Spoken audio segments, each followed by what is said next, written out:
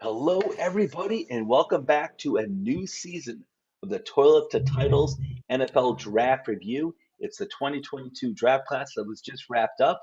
I'm going to be reviewing, just like I did last year, I'm going to be reviewing each team's draft class, hopefully with a fan of the team, whether it's someone who's in-house here at Toilet to Titles, or one of you out there, or a personal friend of mine. If I can't get anyone to represent one of these teams, one of the 32 NFL teams, then I'm just going to do it myself, and I'll be happy to because I love the NFL draft. I'm super into it. But we're kicking this off with the man I wanted to kick it off with, and that is our in-house Pittsburgh Steelers fan, Johnny Trees. Johnny Trees, how's Yes. it going, my friend? Oh man, what a night Thursday was, man. Like, just we were talking about a pre-show, reliving the emotion of how every team that we thought was going to pick a quarterback did not pick a quarterback, and it just was like, what? And so we had our pick of Willis or Pickett, and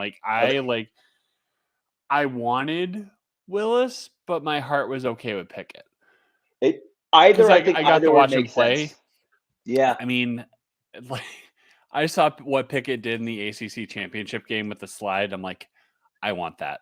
Like, I want that, like, vintage, like, be a quarterback being able to run the ball. He's not as flashy as Willis was. He's not the project that Willis was. He's a little bit more of a sure thing, has a certain ceiling to him.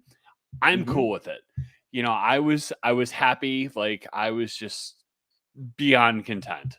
As you should be, because you know what? You could have had the guy, I guess, with the highest ceiling in the draft class, but also one of the lowest floors. Willis was definitely boom or bust. Kenny Pickett was probably the safest pick in the draft, and he's got a good ceiling himself. And hey, you know what? Got a good head on his shoulders too, and a good accurate quarterback. Just had a great year at Pitt. I'll tell you what, though, you could have really covered all your bases. The Steelers, that is, they could have taken Kenny Pickett in the first round like they did. They could have taken Malik Willis in the second round. Matt Corral in the third round if they wanted to do just to cover all bases. It was just ridiculous how we thought that quarterbacks were, or I mean, all the talking heads in the NFL thought that Carolina was going to pick a quarterback. You know, they thought New Orleans was going to take a quarterback, and it just didn't happen. And the run on wide receivers, I'm talking what was it, 17 in the first two rounds? I don't know about 17, but I think 6 went in the first round. I wasn't surprised by that at all. And then you had I think around 4 wide receivers, at least I'd say, who won the second. I can at least name Wan'Dale Robinson, who went to my Giants, George Pickens, who went to your Steelers, Alec Pierce, who I liked a lot, who went to the Colts.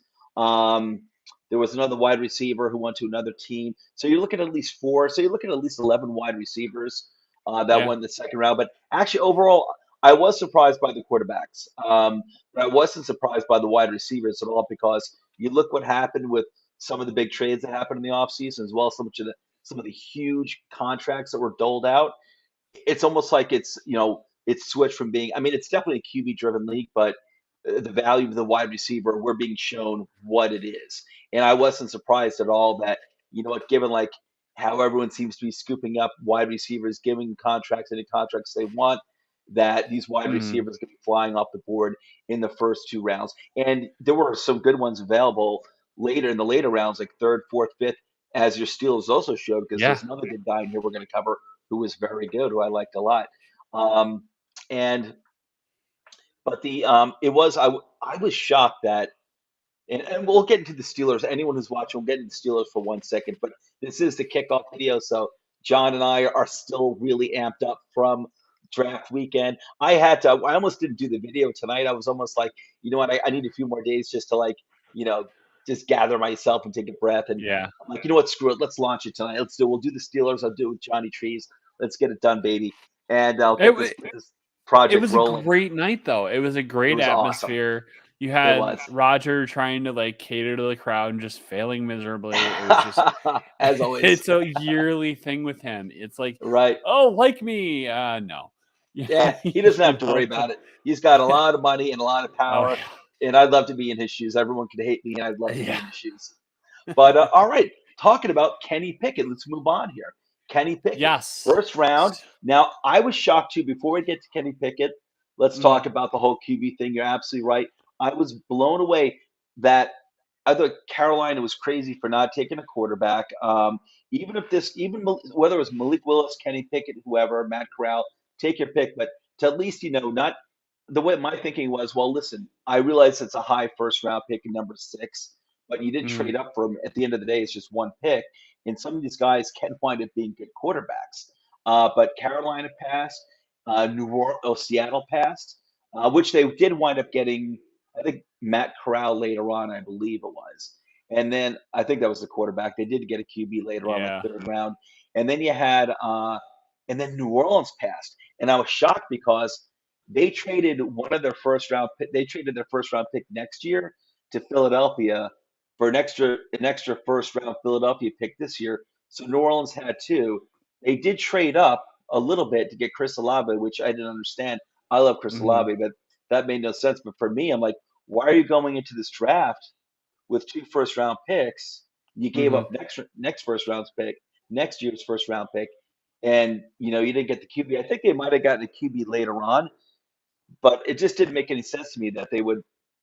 You didn't spend a first round pick on a quarterback. Why even make that move? So, but for Yeah. Pittsburgh to get your guy Kenny Pickett, there's a lot of good stories in this draft class, and Kenny Pickett's one in terms of kind of like the hometown guy.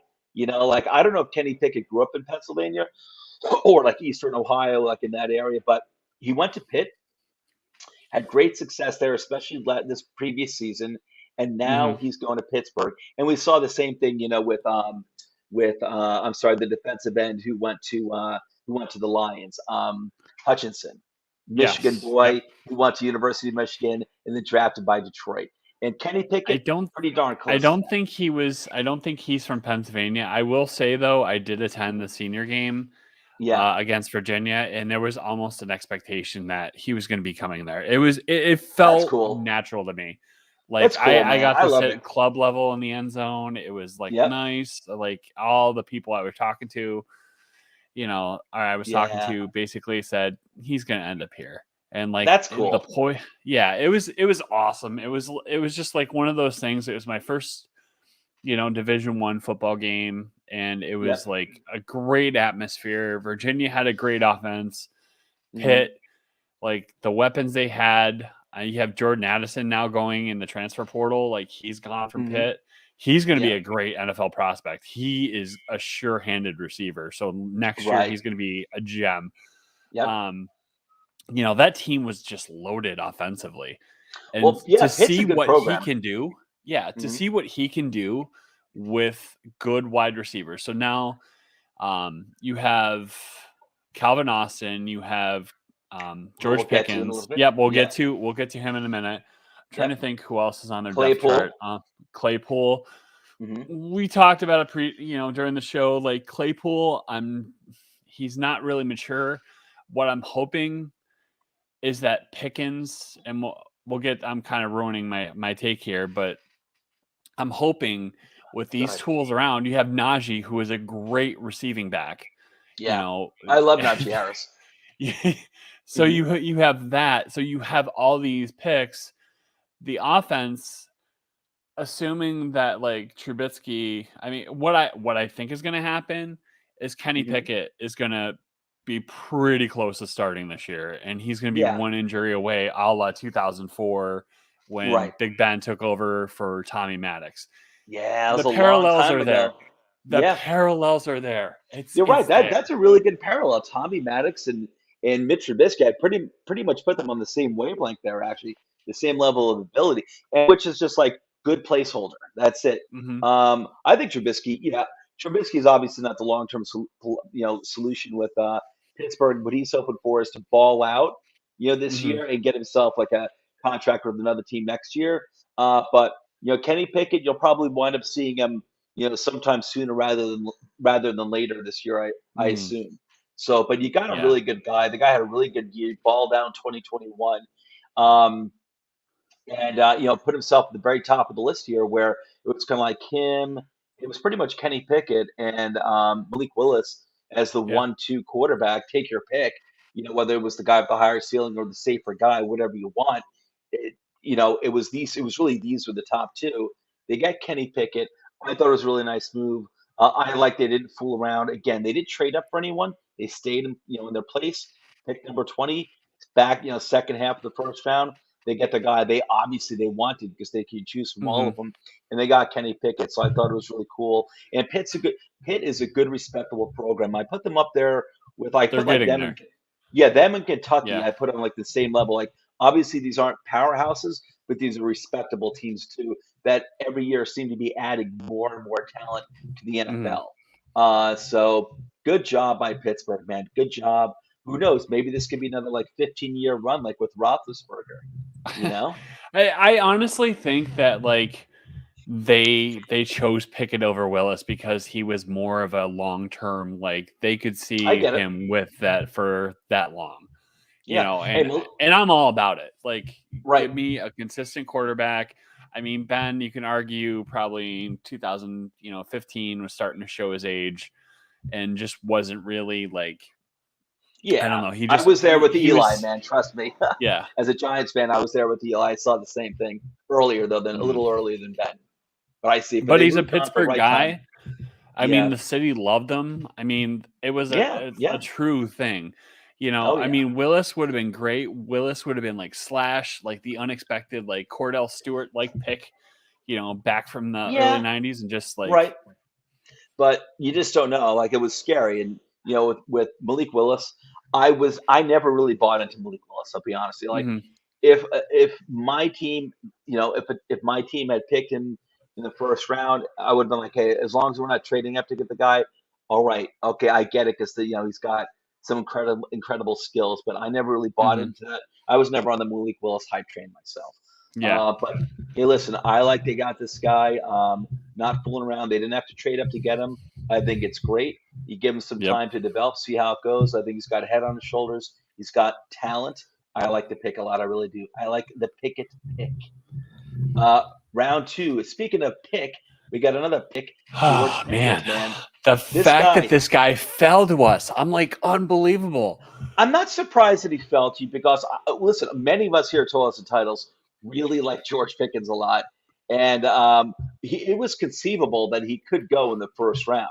The guy's got that type of talent, but he also has, a history of injury at Georgia.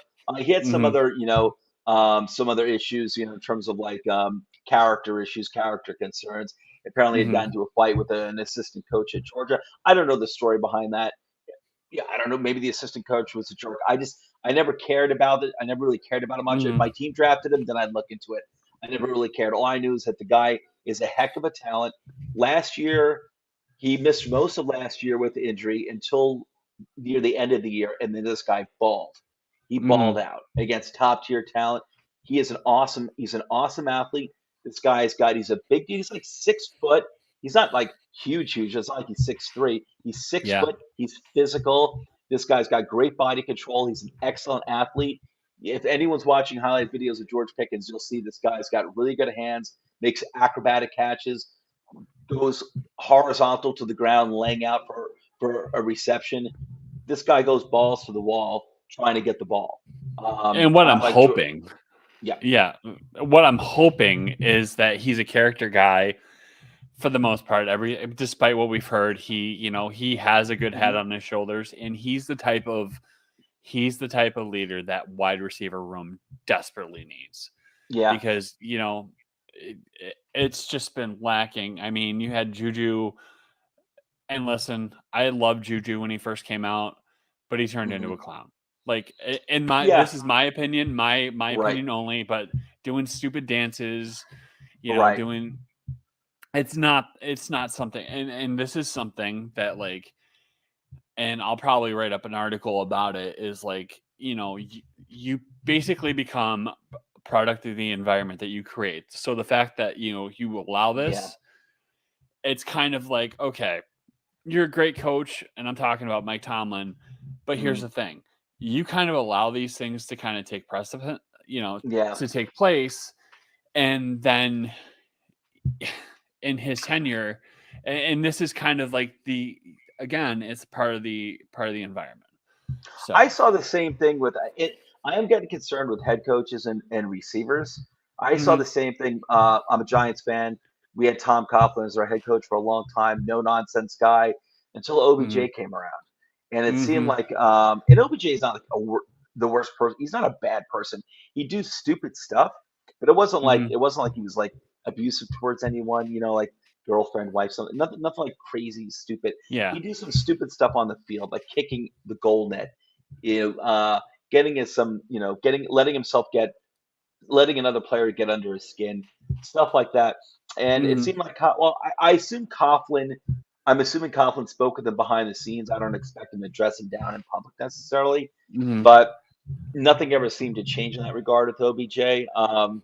And I just don't think it looks good either. But Juju's gone though. Juju's on the Chiefs anyway, and they still have one name we forgot. I always forget this guy, and he's the best receiver on your team, actually, Deonte Johnson. Yes.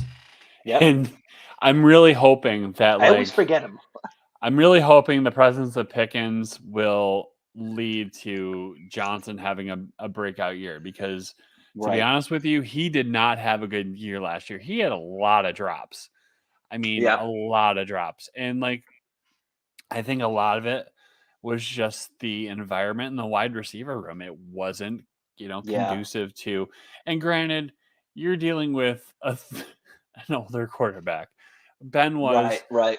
Ben wasn't dropping like 50, 60-yard passes. He was mainly dropping like, 20, 30-yard passes. It is what Right. it is. But Yeah. here's the thing, like, you kind of have that. I don't know. Like, hopefully now at least Trubisky has a decent arm. He does. Pickett He has a does. hell of an arm. Like, Yeah. I'm excited.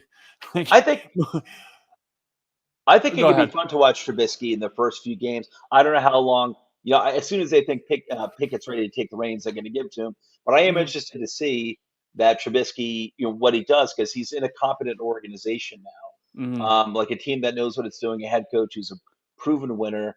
mhm, And so, in terms of reviving his own career, it's going to be, and he's got weapons to play with, mhm. so it's going to be interesting. But George Yeah, Pickens, man, this guy, if they can he's harness him, gonna. if he can stay Yeah. grounded, and healthy, this guy he could wind up being the best wide receiver in the draft. Oh yeah. Like I said, if he stays grounded, stays healthy, and continues to process and absorb everything, and he could wind up being the steal, not that steal, but he could wind up being like the best wide receiver in the draft. And I don't think too many people would be surprised either. He's just a really good talent, this guy. Mhm, So you should be excited. I would have been excited, getting Pickens in round two. That's great. So you got mhm, your quarterback, you got a potential stud wide receiver, a legit mhm. potential stud wide receiver out of Georgia. In round number two, you got Pickett and Pickens. Round three, another potential steal here, DeMarvin Yes. Leal, defensive end out of Texas A&M. Now, John and I were talking about DeMarvin Leal before we started actually recording the show. And, I commented that I remember early on, probably going back actually to like November, maybe November, December, DeMarvin Leal was consistently like considered a top 15 pick in the first Mm, round. I'm talking about. And all of a sudden, probably, I don't know, maybe February, all of a sudden, bam, I saw him. I was looking for his name one day, and I had to keep mhm, scrolling, scrolling, scrolling. Might have been second round, it might have been third round. He dropped down. I'm like, what happened? Did this guy get injured or something? Some character mhm. concern stuff. But Oh yeah. um, this is a guy, DeMarvin Leal. Yeah, you want to talk about? Go ahead. What you found about DeMarvin? Yeah, You so found out about DeMarvin Leal. we looked it up, because I was kind of like telling you how this was kind of a head scratcher, because I didn't really pay attention. I was actually working that night Hmm. of the second and third round. In fact, Coach Sheps, like, I texted him. I'm like, "Who did the Steelers pick in the second?" He's like, "Pickens." I'm like, "What?" Um, but Nice anyway, surprise. going back to Leal. I did a little research on it, and there were some issues. In fact, the article I'm reading, Behind the Steel Curtain, said that they took two guys with questionable character issues, which is not untypical for the Steelers. But Leal was once projected to go in the first round, but fell because of his maturity. He was arrested for marijuana possession and a sense he didn't always give great effort. He's 283, and they thought that he didn't fit in most schemes. Yeah. So really, he does have upside, though. I'm surprised about that last part there about in terms of he doesn't fit in most schemes because the way I had understood, I remember reading about Marvin Leal early on, and he was one of the first players I probably started studying early on in the draft process, like going back to like November, and it was my understanding this guy could actually fit multiple schemes. I mean, I would have put him as a nose tackle in the 3-4 defense, but this guy would be, I think, for me, he struck me as someone who was versatile in that you can play him like I think the Steelers play a 3-4 defense like the Giants do, where you can play him as a you can play him as a 3-4 defensive end, and if they ever want to switch it up, where obviously if they want to put 4 guys at the line, they can move on. They can move him on the inside as a pass rushing defensive tackle. If they have like another pass rusher, they want to put him on the outside. Just outside of him. And the pick does make sense because Stephon Tuitt, and there was rumblings. Kevin Colbert did a radio in Pittsburgh on the radio this weekend or this past earlier today. Sorry, it's been a long day. And he talked about how like Stephon Tuitt, they're not really 100% sure on whether or not he's going to come back. So I think bringing a guy like Leal in when you have leadership like Watt, leadership like Heyward, it's a pretty safe bet. I think with a lot of the guys on this team, they'll kind of like, they'll squash, players like Pickens and stuff like that. Cause I think most of the guys on this team have pretty much had it with the clown show that's been, the Steelers the last couple of years. So, right. Yeah, definitely not the Steelers we've been used to for a long time. I mean, still, a winning organization. I know they had a lot of injuries. I think it was this last year, maybe the year before that too, but they had a lot of injuries, and you could see the toll it took, on their ability to pull these games out that they used to play, that they used to pull out, that they were always known for. But it's a new generation, man, and they got the right head coach for the change. And like I said, a couple years ago when they went 10-0, I'm like, I kept telling my friends because they're like, "What do you feel about the Steelers being 10-0?" And I kind of knew it wasn't going to last. I'm like, I remember. Well, let's put it this way: I'm enjoying the ride, but I'm anticipating the crash. And did they crash? In spectacular fashion. Yeah, like that loss to the Browns that cut me deep. Yeah, so. It looked like that's when the Browns were arriving, but. I don't know what's going on with the Browns. We'll see. We'll see. The Browns are the Browns, but I know. We'll see. I'm rooting for I'm not rooting for them against the Steelers. I'm not picking sides like that. I'm just rooting for it. Like I said, I've got no dog in the fight. I'm a Giants fan myself, but man, Browns haven't won anything since probably my grandfather was a kid. To see that fan base actually get something good for once would be good. It would be. I'd be happy for them. You're a Steelers fan. I don't expect you to say that. I don't want to see the Eagles win anything, especially at my team's expense. So don't get me wrong. All right, moving on. A name you brought up before. So your fourth round pick, Calvin Austin III, wide receiver out of Memphis. This guy is. Let me tell you something. Let me read you his. There's a report I have here on Calvin Austin, and this guy sounds. I was reading the report, and I was familiar with Calvin Austin before this, but I was rereading the report to make sure, and I was right. I was right about a bunch of things. Listen, he's small. He's a little less than 5'8". He's 5'7", 3/4", 170 pounds. And the guy is. I'm just beginning. It's he's got limitations, obviously, but he reminds me of someone else. Just same exact height, pretty much the same exact weight. And that is Wan'Dale Robinson, who the Giants took in the second round. And these two the Giants took him in the second. Steelers took Calvin Austin in the fourth. Smaller guys who are big-time playmakers, though. Now this is a guy who is known to be explosive. He can go like 0 to 100 at the drop of a hat. Twitchy player.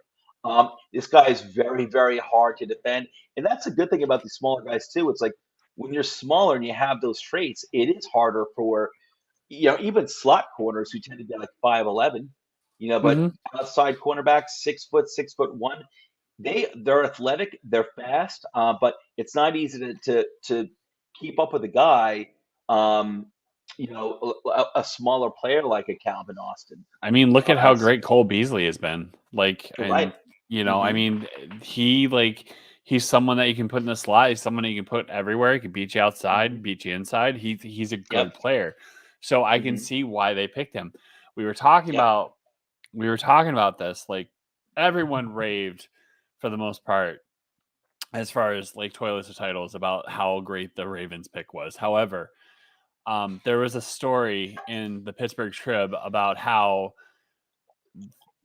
the Ravens kind of missed the boat on a wide receiver.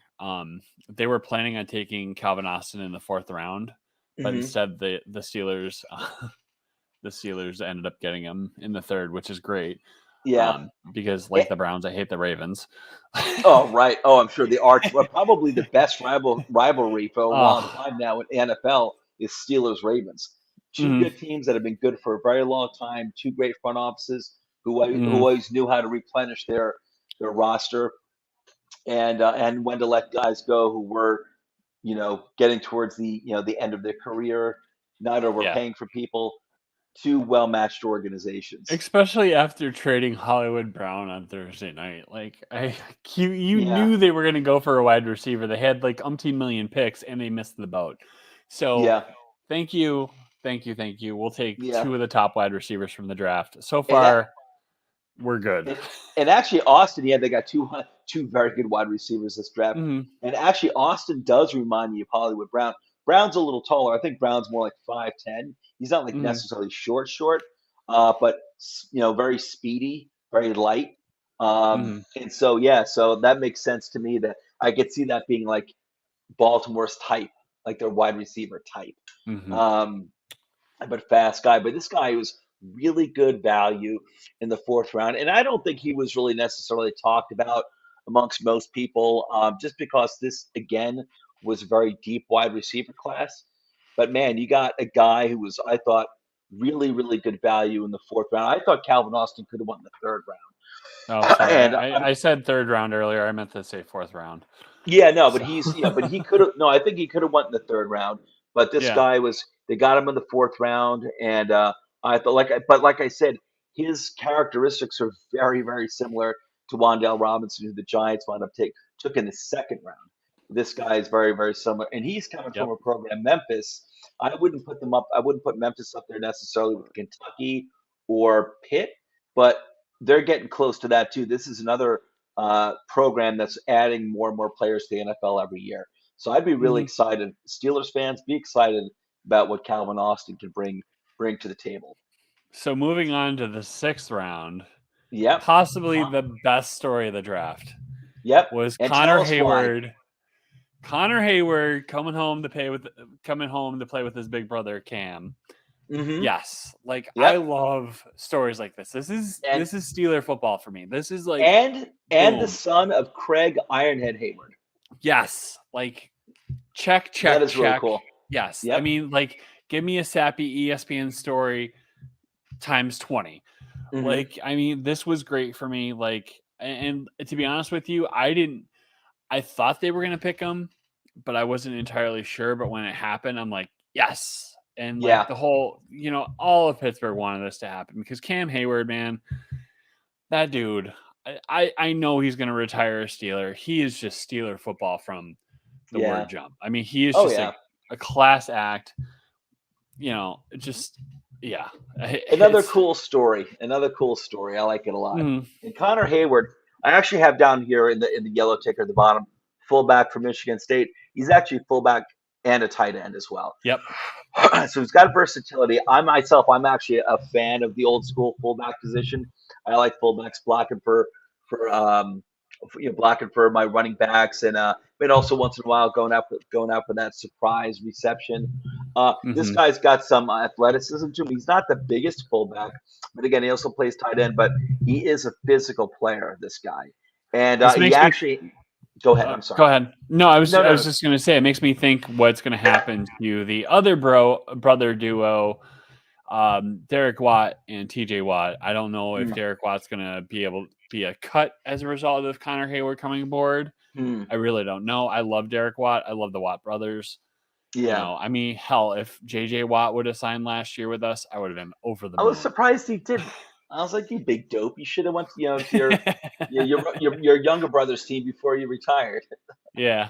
Yep. But this is cool. Listen, he's like, I'm a big fan of the fullback position. I'm not when I say big fan. I mean, I do like having a physical guy who can go out there, who can block for if you want to be a lead blocker for your running back, if you want him to stay back and pick up the blitz. Again, for the quarterback, protect the quarterback. Connor Heyward is very capable of doing that. Like I said, he's not the biggest guy for a fullback. These guys are usually like, incredibly wide, really, really stout, but he plays physical, Connor Heyward, and he's got actually good hands. He's known to have very, very, basically, it's been said that like he catches everything that comes his way. So, I mean, fullbacks aren't used all that often in receiving games, but this is a guy who I think, gives you an option there. If you want to roll him out on a trick play, you can count on him to probably get the ball. So, good pickup there in the 6th round. Yep. And then you had 2 picks in the 7th round. First one was out of Ole Miss. That's Mark Robinson, outside linebacker. Now, I thought this guy was good value in the 7th round. And this was a very deep draft, so I'm not surprised that that someone like this actually fell to the 7th round. But this guy had a pretty good year last year. Comes from a big time program at Ole Miss. That's Mark Robinson, outside linebacker. Last year in 2021, this was his breakout season. He had 91 total tackles, which is a really good amount. And he had 5.5 sacks for loss. So he's getting behind the line of scrimmage, and he had 3 sacks. So it wasn't like and he was actually originally a running back at Southwest Missouri State before transferring to Ole Miss. So this guy's an athlete. And I like what he did in 2021. And I thought 7th round, damn, I thought this was actually pretty nice. And I wasn't familiar with him until Pittsburgh drafted him, and I had to read up on him. So, but it was cool. And like value.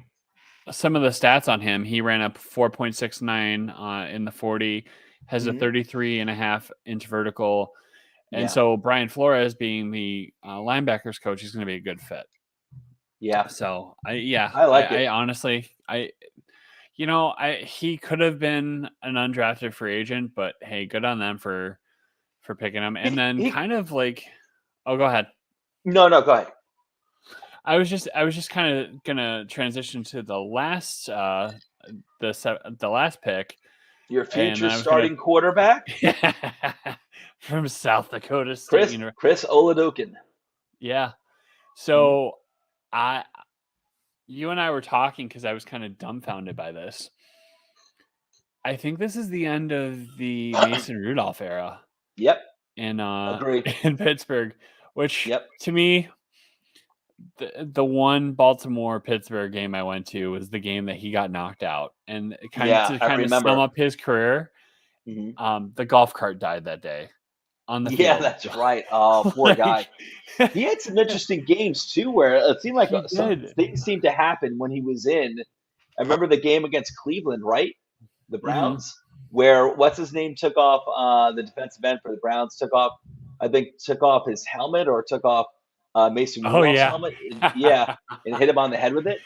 So some really good memories of Mason Rudolph. No, there's no good memories there, Joe. No good memories at all. Oh, but man. I mean, I assume Oladokun is gonna wind up taking his space. They drafted him, but he's a 7th round pick. He could just, like you said with Mark Robinson, you said, he could have been an undrafted free agent. Really, anyone in the 7th round could have been an undrafted free agent. Same thing with Oladokun.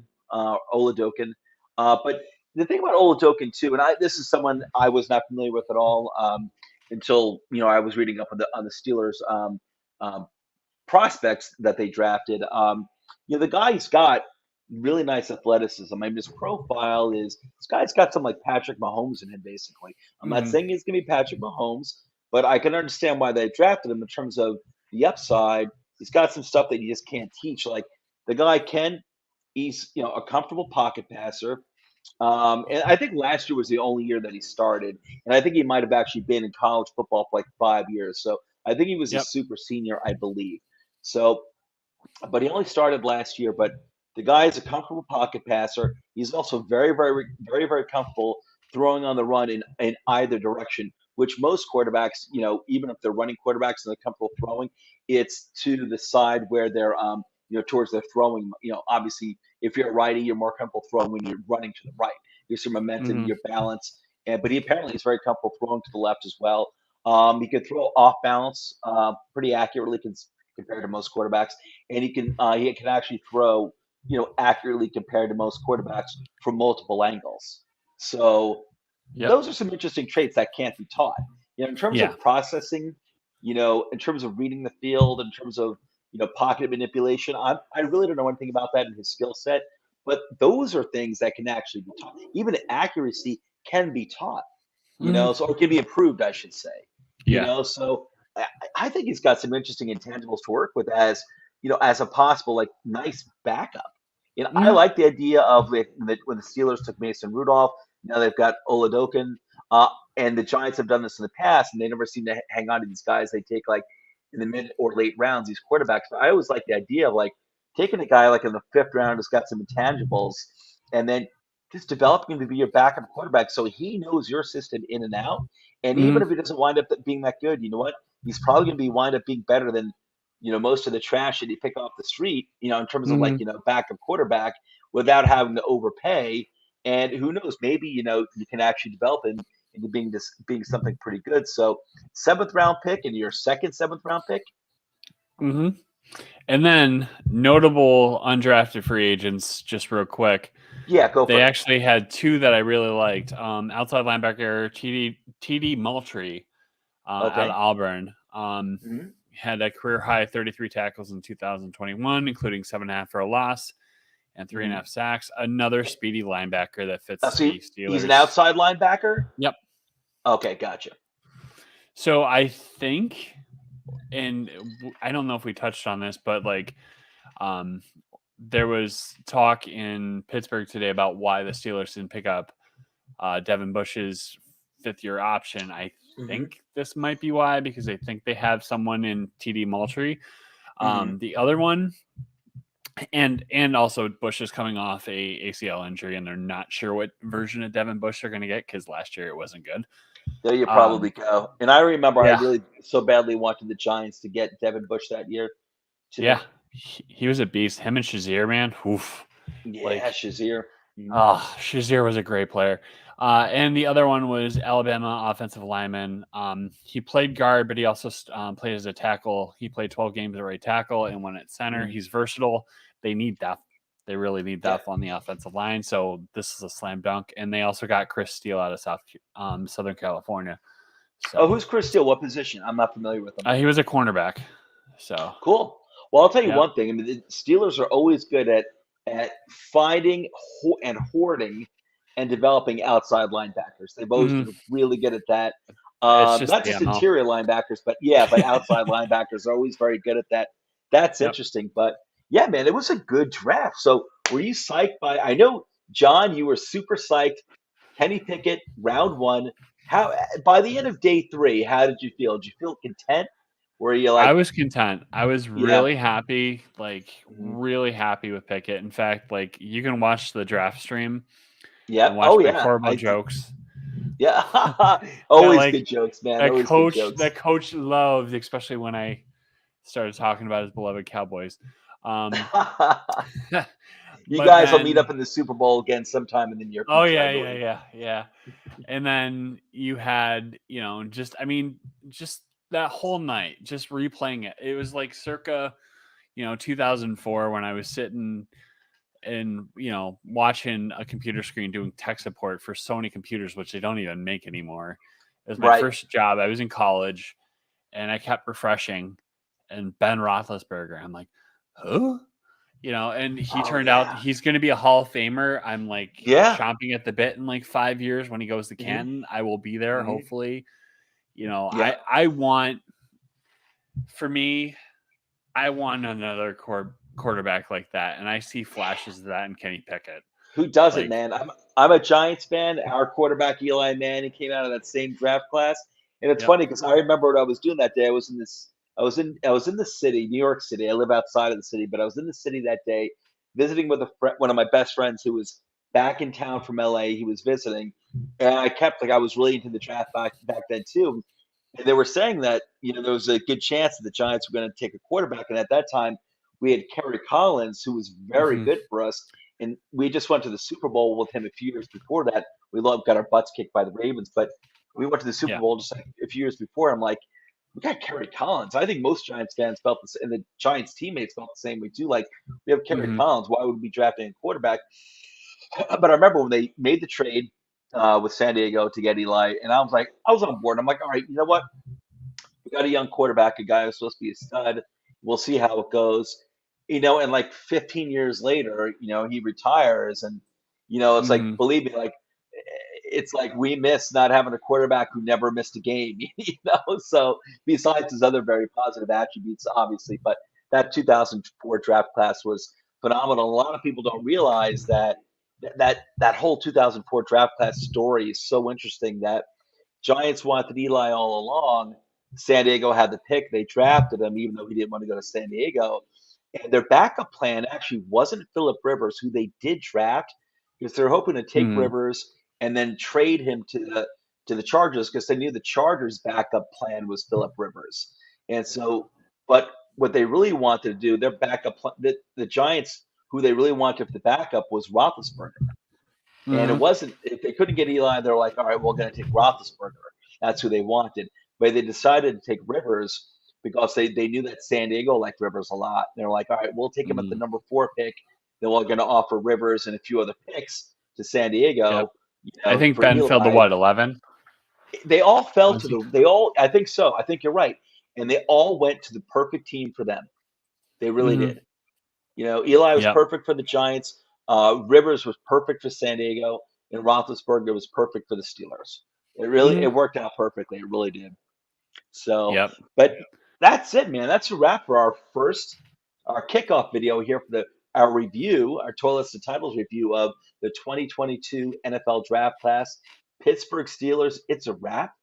Johnny That's a Trees, wrap. congratulations to you and your fellow Steelers fans, Steelers Nation, you terrible towel people on a draft class. Well done. I think your front office did you guys very well yet again. I really do. New And props to generation. Kevin Colbert, man. Like, he was a Mhm. great GM. He was a GM for us for 22 years. Wow. What Wow. a Yep. class act, man. Like, Yeah. seriously, like, I mean, hey, class act. Thank you, Kevin. You've made this team successful. Props to you. And honestly, bring on training camp, man. I might Yeah. sneak down to Latrobe. I might take my Bills loving nephews and niece and Yep. take them to Latrobe for training camp to show them what a true atmosphere is. Because maybe you'll there's convert one or two of them along the way. I don't think so. They'll probably try to talk trash to, especially my nephew Carter. He'll try to talk trash to anybody. Right. So Too funny. You got yeah, to straighten that so kid out. no, I'll try. That nephew of So yours. No, too funny. But yeah, man, I'm with you. Bring on the preseason. Can't come soon enough, and I'm really looking forward to this year. But John, yep. thanks so much for joining me to talk about your Pittsburgh Steelers. I had a great time, my friend. May the 4th be with you. And may the 4th be with you. That's right. All right, guys. Everyone, have a great night. Take care. See you soon with another Thanks, bye video. everyone. Take care, everyone. Bye.